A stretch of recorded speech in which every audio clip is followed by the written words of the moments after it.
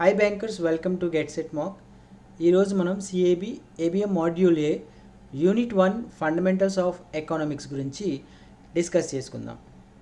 ఈ fundamentals of economics only 4 points ఉంటాయి.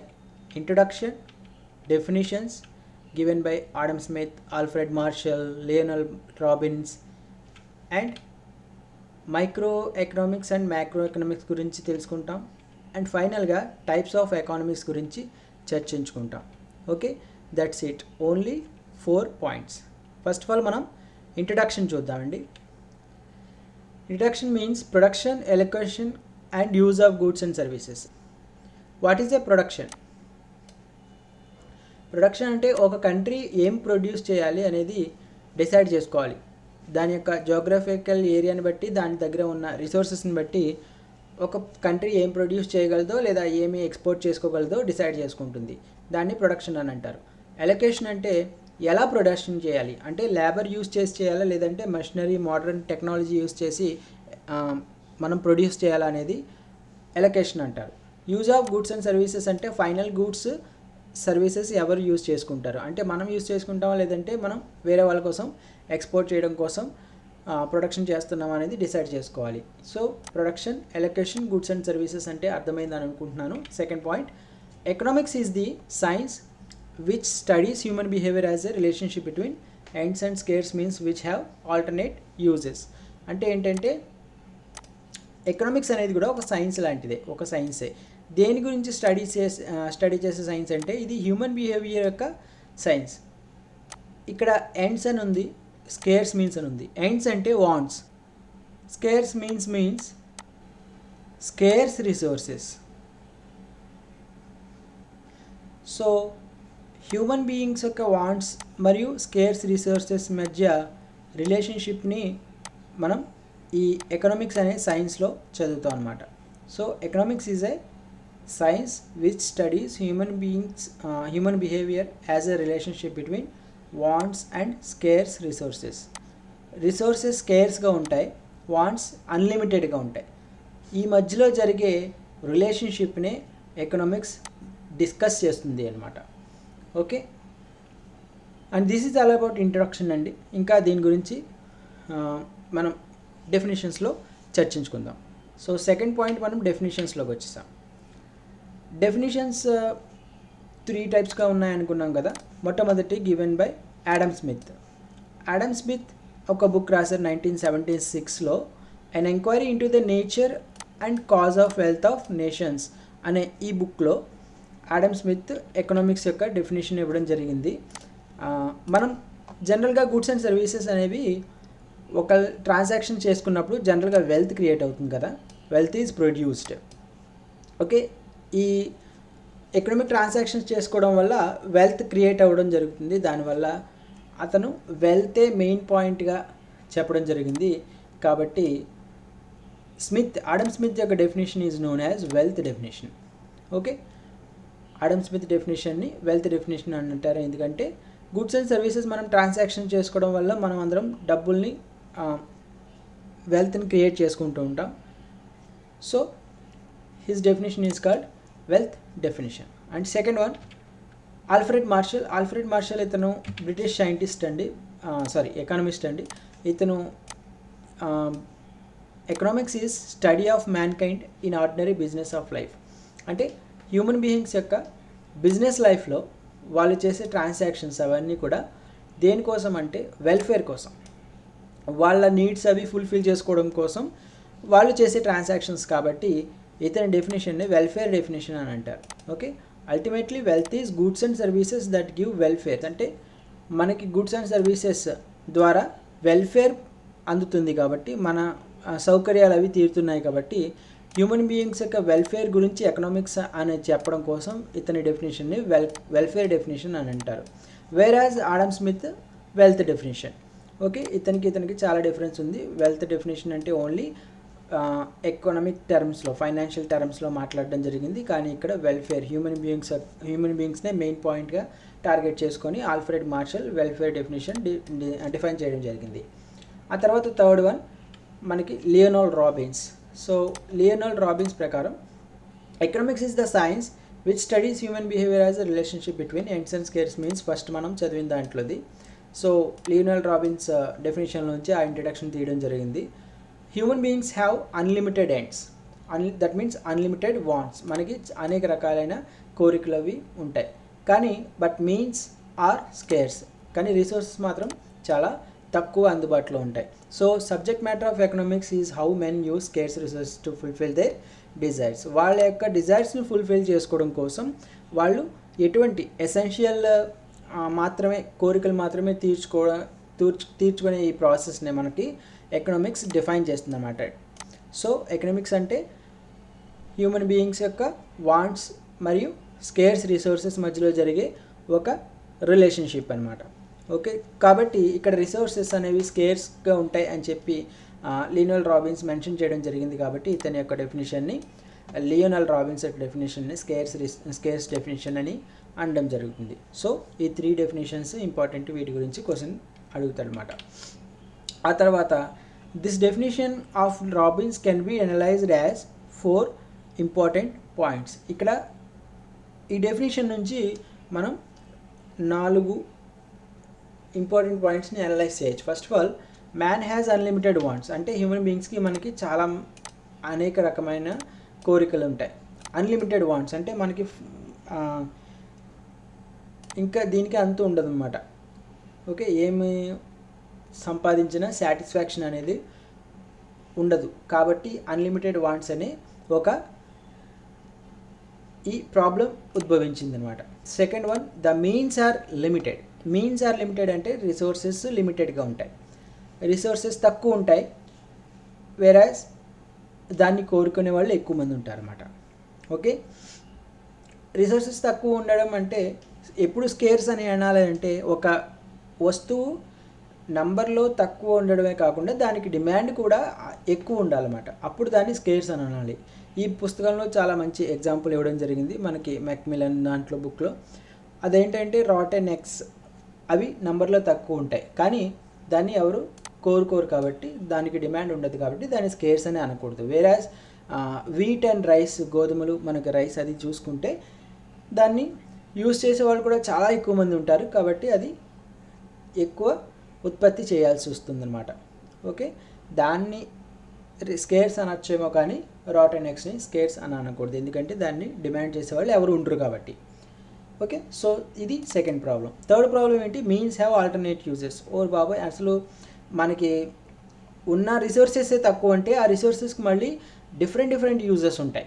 అంటే ఒక ల్యాండ్ అనేది తక్కువ ఉంటుంది, మామూలుగా మన ప్రపంచంలో అసలు ల్యాండ్ అనేది ఇంకా పెరగదు కాబట్టి అంతే ఉంటుంది కాబట్టి అది చాలా స్కేర్సే కాకుండా దానికి ఆల్టర్నేట్ యూజెస్ కూడా ఉన్నాయి. అంటే దాంట్లో మనం స్కూల్ కట్టుకోవచ్చు, లేదంటే హాస్పిటల్ కట్టుకోవచ్చు, ఆ స్థలాన్ని మనం ఏదైనా ప్రైవేట్ పార్టీకి రెంట్కి ఇచ్చేయచ్చు, లేదంటే దాంట్లో మనం ఇల్లు కట్టుకొని ఉండొచ్చు. ఈ రకంగా రకరకాల వ్యక్తులు ఆ ల్యాండ్ని కోరుకుంటూ ఉంటారన్నమాట. సో అసలే ఆ ల్యాండ్ స్కేర్స్ ప్లస్ దానికి కాంపిటీషన్ కూడా ఉంది కాబట్టి మీన్స్ హ్యావ్ ఆల్టర్నేట్ యూజెస్, వేరే యూజెస్ కూడా ఉన్నాయి కాబట్టి ఇది ఇంకా స్కేర్స్ అయిపోతుంది అనమాట. సో ఈ 3 ప్రాబ్లమ్స్ అనమాట. మరి సొల్యూషన్ ఏంటంటే ఇది, ఈ 3 ప్రాబ్లమ్స్కి ఈ సొల్యూషన్ ఇదండి. Man has to make a choice. అంటే మనం ఏది ఎసెన్షియలో ఏది ఎసెన్షియల్ కాదో డిసైడ్ చేసుకొని వాటిని మాత్రమే ఫుల్ఫిల్ చేసుకోవడమే ఎకనామిక్స్ యొక్క మెయిన్ ఇంపార్టెంట్ చర్చ అందులోనే ఉంటుంది. అంటే సో మనకు కావాల్సినవి మనం ఫుల్ఫిల్ చేసుకోవాలి, లేదంటే మనకి రిసోర్సెస్ అందుబాటులో లేవు కాబట్టి అన్నీ ఫుల్ఫిల్ చేసుకోవడం కుదరదు అనమాట. Okay, this is second point, definition అయిపోతుంది. తర్వాత మనం ఎకనామిక్స్లో మైక్రో అండ్ మ్యాక్రో ఎకనామిక్స్ గురించి చూద్దాం. ఇందులో చాలా తక్కువ ఉంటుంది, మైక్రో మ్యాక్రో గురించి డీప్గా ఏమీ అవసరం లేదు. Okay, it is concerned with the behaviour of individual entities such as markets, firms and house holds. అంటే హౌస్ హోల్డ్స్ అయిన మనం ఫర్మ్స్ మరియు మార్కెట్స్ ఎలా బిహేవ్ చేస్తాయో మైక్రో ఎకనామిక్స్లో డిఫైన్ చేస్తాం అంతే. రోజు మనం చేసే ట్రాన్సాక్షన్స్, ఫర్మ్స్, కంపెనీస్ అవన్నీ కూడా మైక్రో ఎకనామిక్స్లో వస్తాయి. Okay, studies the determination of how prices are set in the market, that is land, labour, capital. Land, labour, క్యాపిటల్ని మీన్స్ ఆఫ్ ప్రొడక్షన్ అని అంటారు. అంటే ఏదైనా ప్రొడ్యూస్ చేయాలంటే ల్యాండ్ కావాలండి, లేబర్ కావాలి, క్యాపిటల్ కావాలి. ఓకే, ల్యాండ్ ఉంటే దాని మీద మనం రెంట్ సంపాదించవచ్చు, లేబర్ ఉంటే దానికి మనం వేజెస్ సంపాదించవచ్చు, క్యాపిటల్ ఉంటే దాని మీద ప్రాఫిట్ సంపాదించవచ్చు. ఈ రకంగా మనం వీటిని పెట్టుబడిగా పెట్టి ప్రొడక్షన్ చేయొచ్చు అనమాట. సో దీన్ని మీన్స్ ఆఫ్ ప్రొడక్షన్స్ అంటారు. ఇలాంటి మీన్స్ ఆఫ్ ప్రొడక్షన్స్ యొక్క ప్రైసెస్ పెరగడాన్ని తగ్గడాన్ని ఎవరు డిసైడ్ చేస్తారు? ఇండివిజువల్గా అయినా మనమే డిసైడ్ చేస్తాం. ఓకే, ల్యాండ్స్ ఎక్కువ డిమాండ్ ఉంటే దాని ప్రైసెస్ పెరుగుతూ ఉంటాయి అన్నమాట. వాటి ప్రైసెస్ని మార్కెట్లో సెట్ చేసేది మనమే. సో దాన్ని కూడా మనం మైక్రో ఎకనామిక్స్లో డిస్కస్ చేసుకుంటాం అన్నమాట. ఆ తర్వాత how the decisions of house holds effect the supply and demand for goods and services. అంటే గుడ్స్ అండ్ సర్వీసెస్ యొక్క హౌస్ హోల్డ్స్ డెసిషన్స్ వాటి యొక్క సప్లై డిమాండ్ ఎలా డిసైడ్ చేస్తాయి అంటే how the decisions of house holds, మన డెసిషన్స్ గుడ్స్ అండ్ సర్వీసెస్ అంటే మన దగ్గర ఉన్న వస్తువులు, సేవలు, ఓకే, వాటి సప్లై డిమాండ్ మీద ఎలా ఎఫెక్ట్ చేస్తాయి. అంటే ఎక్కువ మనం ఒక వస్తువుని, ఎక్కువ గూడ్స్ని వాడుతూ ఉంటే వాటి యొక్క సప్లై తక్కువ ఉందనుకోండి, వాటి డిమాండ్ ఎక్కువ ఉందనుకోండి, దానివల్ల కూడా ప్రైసెస్ ఫ్లక్చువేట్ అవుతూ ఉంటాయి అన్నమాట. సో వీటి గురించి మనం సప్లై డిమాండ్ గురించి సెకండ్ చాప్టర్లో బాగా చదువుకుంటాం, చాలా ఇంట్రెస్టింగ్గా ఉంటుంది. అండ్ దెన్ మనం మ్యాక్రో ఎకనామిక్స్కి మూవ్ అయిపోదాం.